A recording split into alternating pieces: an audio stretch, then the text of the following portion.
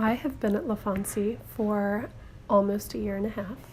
So I'm really interested in concepts of time and how we experience time. And I think that we're all aware of our mortality and how do we kind of cope with the idea that we won't be around forever. And I think that storytelling and ritual play into our understanding of the temporary nature of our lives. And so a lot of my work will reference myths or personal narratives. So for example, Sisyphus, I'm looking at that Greek myth specifically as this larger metaphor for what it's like to live in an everyday futility of doing the same thing over and over again and not really seeing some sort of end result. This idea of a ritual, of doing the same thing over and over again and finding meaning in the action of repetition.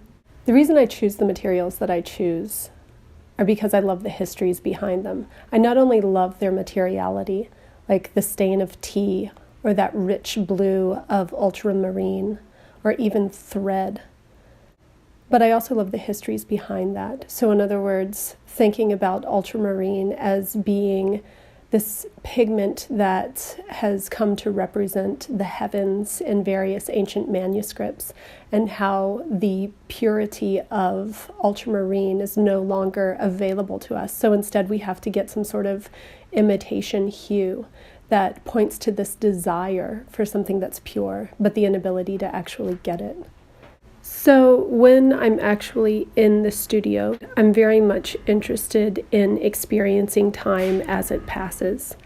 I'm a mom of 3, and so there's this sort of whirlwind that has become my life. So going back to the studio and seeing it as a refuge and as a time to be silent and to really understand how each mark becomes 1 second, or how a series of marks become 1 minute.